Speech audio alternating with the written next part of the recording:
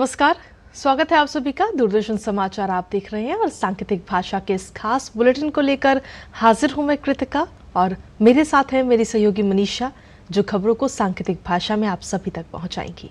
तो चलिए शुरुआत करते हैं इस खास बुलेटिन की और सबसे पहले देखते हैं सुबह की हेडलाइंस। लोकसभा चुनाव के तीसरे चरण की नामांकन प्रक्रिया आज से शुरू। 7 मई को 12 राज्यों और केंद्र शासित प्रदेशों के 94 निर्वाचन क्षेत्रों में होगा मतदान।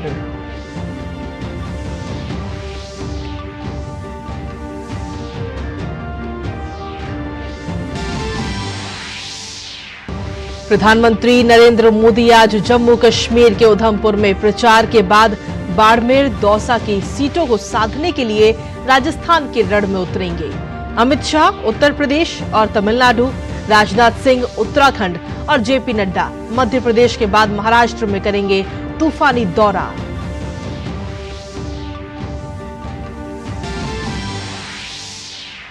राहुल गांधी और एमके स्टालिन कोयंबटूर में महागठबंधन के पक्ष में करेंगे प्रचार।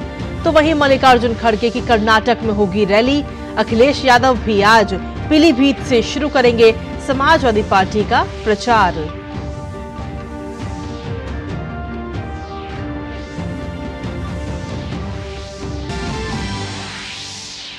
बीएसपी सुप्रीमो मायावती आज उत्तराखंड में करेंगी अपनी पार्टी का प्रचार। नीतीश और तेजस्वी बिहार की रैलियों में व्यस्त।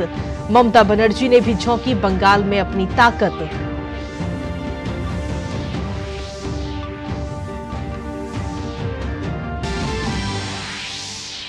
बीआरएस नेता के कविता को आज सीबीआई राउस एवेन्यू कोर्ट में करेगी पेश।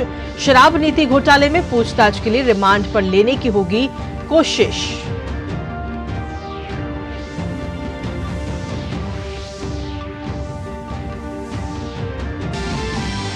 अंतर्राष्ट्रीय खबरों में ईरान की ओर से हमले की धमकी के बाद हाई अलर्ट पर इजराइल।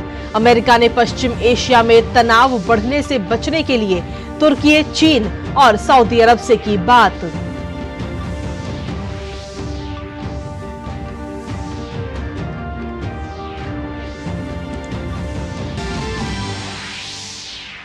और खेल की खबरों में इंडियन प्रीमियर लीग में आज दिल्ली कैपिटल्स और लखनऊ सुपर जायंट्स होंगे आमने सामने। कल मुंबई इंडियंस ने रॉयल चैलेंजर्स बेंगलुरु को 7 विकेट से दी करारी शिकस्त। और हेडलाइंस के बाद चलिए अब खबरों में विस्तार से बात करेंगे। तीसरे चरण में 94 सीटों पर चुनाव प्रक्रिया की अधिसूचना आज जारी होगी। तीसरे चरण में मतदान 7 मई को कराए जाएंगे।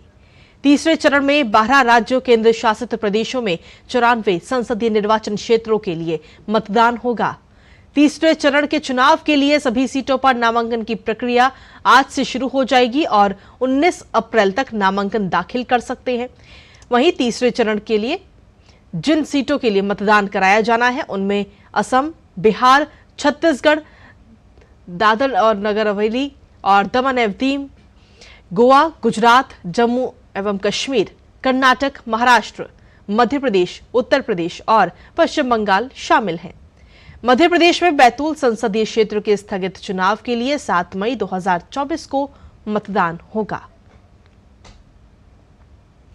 वहीं जम्मू कश्मीर के उधमपुर संसदीय क्षेत्र में 19 अप्रैल को मतदान होगा और यहां पर भारतीय जनता पार्टी की पकड़ मजबूत करने के लिए प्रधानमंत्री नरेंद्र मोदी आज यहां चुनाव प्रचार करते हुए नजर आएंगे।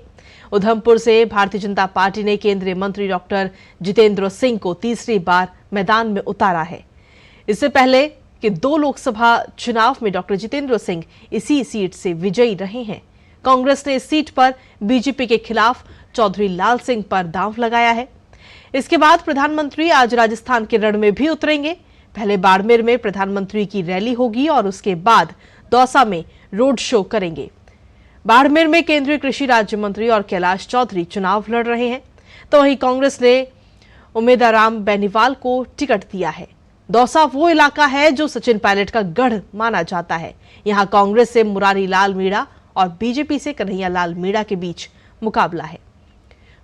मुरारी लाल मीणा सचिन पायलट के करीबी नेता माने जाते हैं और ऐसे में यहां प्रधानमंत्री मोदी की ये रैली बेहद महत्वपूर्ण मानी जा रही है। अब की बार 400 पार नारे के साथ ही पूरे देश भर में भारतीय जनता पार्टी का धुआंधार प्रचार अभियान जारी है। भाजपा के वरिष्ठ नेता और स्टार प्रचारक अमित शाह आज उत्तर प्रदेश और तमिलनाडु के चुनावी दौरे पर रहेंगे। अमित शाह आज सबसे पहले उत्तर प्रदेश के मुरादाबाद पहुंचेंगे, जहां मुरादाबाद और संभल लोकसभा प्रत्याशियों के समर्थन में जनसभा करेंगे। भाजपा ने मुरादाबाद सीट से सर्वेश सिंह और संभल लोकसभा सीट से परमेश्वर लाल सैनी को मैदान में उतारा है। यूपी के बाद अमित शाह तमिलनाडु पहुंचेंगे, जहां पर वो आज शाम मदुरै में रोड शो कर बीजेपी उम्मीदवारों के पक्ष में माहौल तैयार करेंगे। वहीं भाजपा के वरिष्ठ नेता राजनाथ सिंह आज उत्तराखंड के चुनावी दौरे पर रहेंगे। राजनाथ सिंह आज सबसे पहले गढ़वाल के गोचर में भाजपा प्रत्याशी के समर्थन में एक जनसभा को संबोधित करेंगे।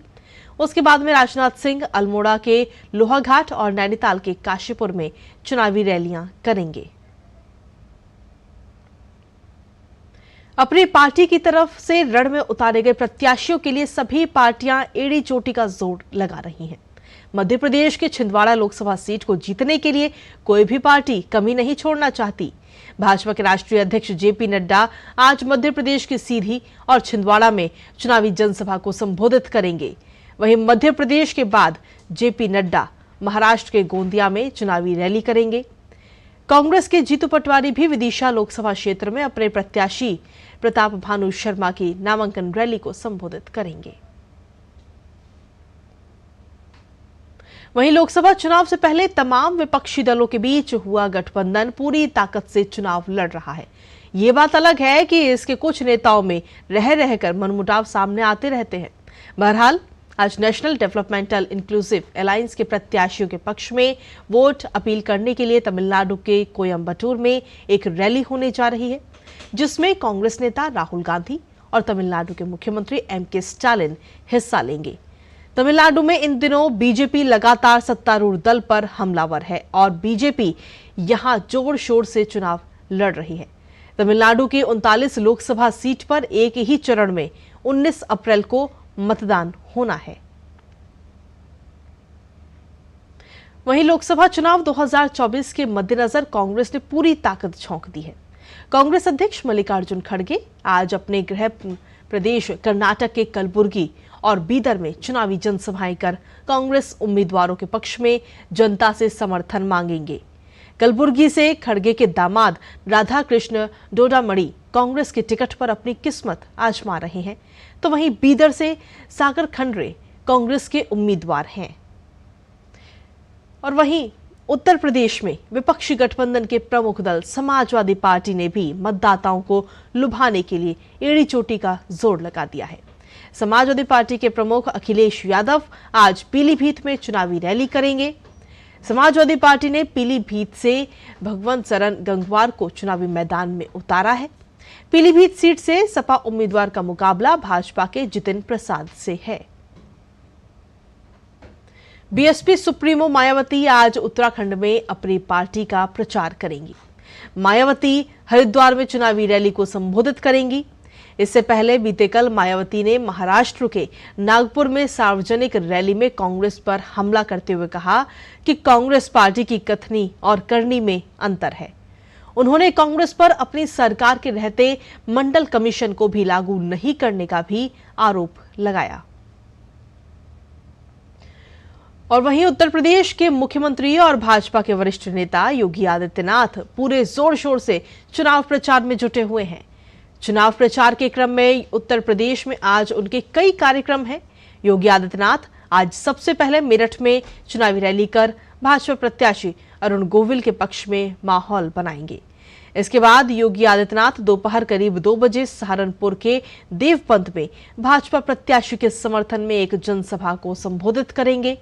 योगी आदित्यनाथ दोपहर लगभग 3:30 बजे सहारनपुर के गंगोह मंडी में एक चुनावी रैली कर कैराना लोकसभा प्रत्याशी के लिए जन समर्थन जुटाएंगे। वहीं शराब घोटाले में मनी लॉन्ड्रिंग मामले में ईडी की ओर से गिरफ्तार के कविता को अब सीबीआई के सवालों का भी सामना करना पड़ेगा। कविता को आज सीबीआई दिल्ली के राउस एवेन्यू कोर्ट में पेश करेगी कि कविता को हैदराबाद में उनके घर से पिछले महीने अरेस्ट किया गया था। बीआरएस की नेता और तेलंगाना के पूर्व मुख्यमंत्री के चंद्रशेखर राव की बेटी के कविता की अंतरिम जमानत याचिका भी राउज एवेन्यू कोर्ट ने खारिज कर दी थी। के कविता ने अपने बेटे की परीक्षा का हवाला देते हुए जमानत की गुहार लगाई थी। पिछले साल 15 मार्च को के कविता को गिरफ्तार किया गया था। बुधवार को सीबीआई ने दिल्ली की अदालत को बताया कि उन्होंने तिहाड़ जेल में बीआरएस नेता के कविता से पूछताछ की। दिल्ली की अदालत ने 5 अप्रैल को सीबीआई को इजाजत दी थी कि वो जेल में के कविता से पूछताछ कर सकती है। प्रधानमंत्री नरेंद्र मोदी ने लू संबंधित स्थिति से निपटने के लिए तैयारियों के लिए वरिष्ठ अधिकारियों के साथ समीक्षा बैठक की है। इस बैठक में प्रधानमंत्री ने अस्पतालों में पर्याप्त तैयारी के साथ साथ जागरूकता अभियान के महत्व पर भी जोर दिया। प्रधानमंत्री को आगामी हीट वेव के पूर्वानुमान और सामान्य से अधिक तापमान की संभावना के बारे में जानकारी दी गई। पीएम मोदी ने स्वास्थ्य क्षेत्र की तैयारियों की समीक्षा की। सभी प्लेटफॉर्मों के माध्यम से क्षेत्रीय भाषाओं में हीट वेव से जुड़ी आवश्यक जागरूकता संबंधित जानकारी, खासकर समय पर इसके प्रचार और प्रसार पर जोर दिया गया। स्वास्थ्य मंत्रालय द्वारा जारी की गई सलाह का क्षेत्रीय भाषाओं में अनुवाद किया जाएगा और इसे व्यापक रूप से प्रसारित किया जाएगा। वहीं खेल की खबरों में इंडियन प्रीमियर लीग में आज दिल्ली कैपिटल्स और लखनऊ सुपर जायंट्स आमने सामने होंगे। ये मैच लखनऊ में खेला जाएगा। आईपीएल के सीजन में लखनऊ का अब तक का सफर अच्छा रहा है। अंक तालिका में तीसरे स्थान पर मौजूद लखनऊ सुपर जायंट्स ने 4 में से 3 मैचों में जीत हासिल की है और वहीं इससे विपरीत दिल्ली कैपिटल्स की टीम इस सीजन में बुरे दौर से गुजर रही है। टेबल में आखिरी पायदान पर काबिज दिल्ली कैपिटल्स ने अब तक 5 मैच खेले हैं, जिसमें से उसे महज 1 में ही जीत मिली है। आज के मैच में दिल्ली की टीम अपनी दूसरी जीत की तलाश में उतरेगी। वहीं लखनऊ की नजर लगातार चौथी जीत हासिल करने पर होगी। और वहीं कल खेले गए मैच में मुंबई इंडियंस ने रॉयल चैलेंजर्स बेंगलुरु को 7 विकेट से हरा दिया। टॉस हारकर पहले बल्लेबाजी करने उतरी आरसीबी ने निर्धारित 20 ओवर में 8 विकेट खोकर 196 रन बनाए। और इसी के साथ फिलहाल सांकेतिक भाषा के इस खास बुलेटिन में इतना ही। नमस्कार।